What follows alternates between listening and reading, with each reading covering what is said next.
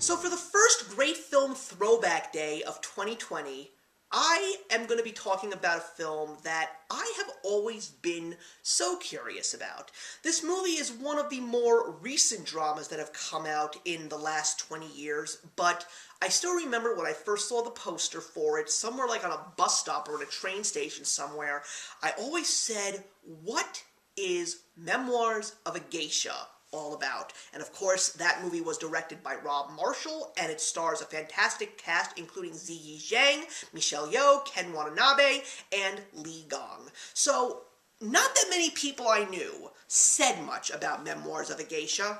I know that that movie also had a couple of Oscar nominations, and that got me even more curious about it. But time went on, and obviously, I'm not going to say that it just escaped my memories. It was definitely still a movie that I always wanted to see, and then as I started doing my YouTube channel and of course instituted the Great Film Throwback Project, which gave me the opportunity to truly become the film appreciator that I would definitely say I am right now because of all of these amazing classic films that I have seen, I was saying to myself, Memoirs of a Geisha is going to be one of those movies. And here we are.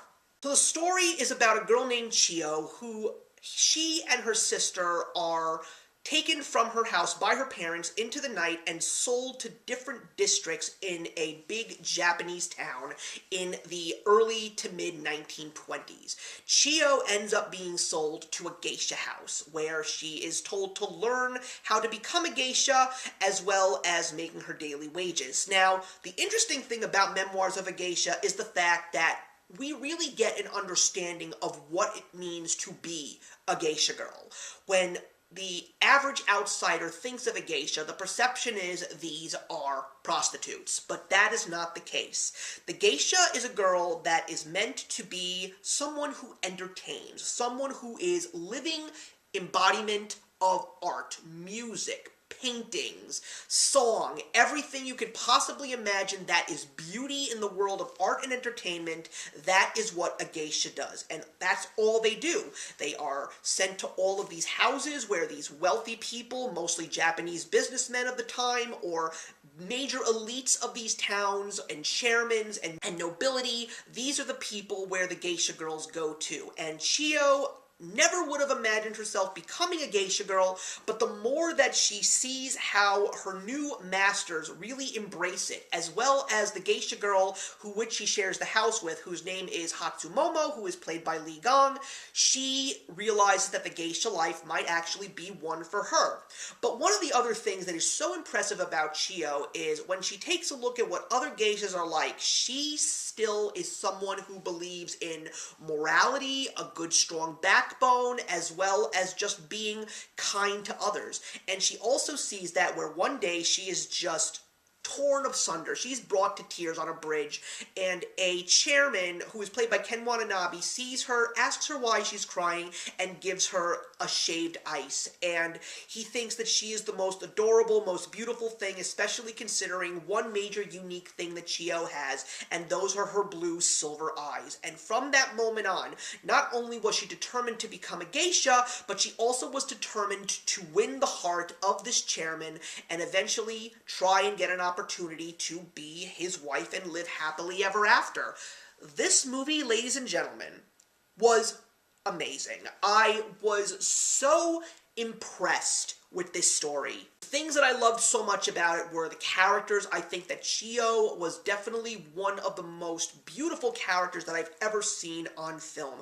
Li Gong as Hatsumomo was a firecracker. One of the few things that this movie really does show me is what jealousy does to a human. But crazily enough, exactly what happens when jealousy overtakes the mind of women. When Chio and Hatsumomo are first introduced, when Chio is just this little girl, Hatsumomo immediately hates her. Just because of the fact that she believes that she is going to be a more popular geisha, she is going to be more beautiful than her, and she basically tries to ruin her life, even though Chio has no ill will towards her. And even when Hatsumomo is just ripping her spirits to shreds and really ruining her happy life that she's trying to accomplish for herself, she just keeps on going because that chairman lit a spark of fire in her belly and she was just determined to follow her dreams. The sets are amazing. The score from John Williams, for crying out loud, scored this movie, and it was absolutely amazing. And just seeing this girl turn into this amazing woman, thanks to Mamea, who is played by Michelle Yeoh, she really becomes such an incredible character. And another major thing about this film that makes it so interesting is just seeing how the world in Japan itself changes as Chio gets older, because we go from the 1920s past World War II, and it's just amazing to see how much the culture and the people changed from the 1920s into the early to mid 1950s. And the other amazing thing in this movie is, without a doubt, the ending, because even when she has done everything right and she still feels like her dreams are about to come true, one little thing that she completely didn't even realize that she did comes back to haunt her in the form of a girl named Pumpkin, who she also lived with in the geisha house that she was sold to. It is a story that is filled with heart, filled with emotion. The story just moves, fast-paced. This movie is over 2 hours long, but I was engrossed in everything that this movie had to offer me. And I am just so happy that what I got is the movie that I received, because I truly, truly loved it. Although, if there's anything negative that I could say about this film, is the fact that the rewatchability is just not there. This is one of those movies that you can see once and then just be completely satisfied and never see it again. Will I see this movie again?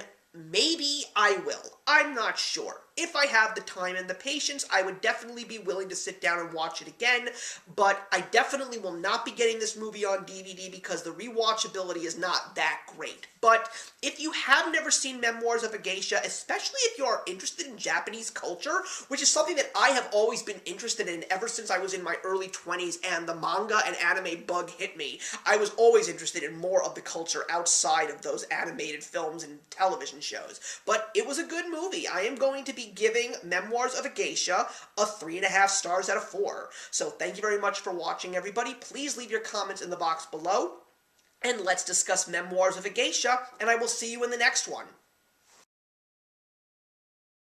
Hey, thank you so much for stopping by my channel today. If you're new here and want to see more of what my channel has to offer, please click on the link to my last video, or hit that subscribe button to be kept up to date with all of my uploads. Content of all sorts is posted here quite often, so trust me, you do not want to fall behind. I will see you in the comments, and actions speak louder than words.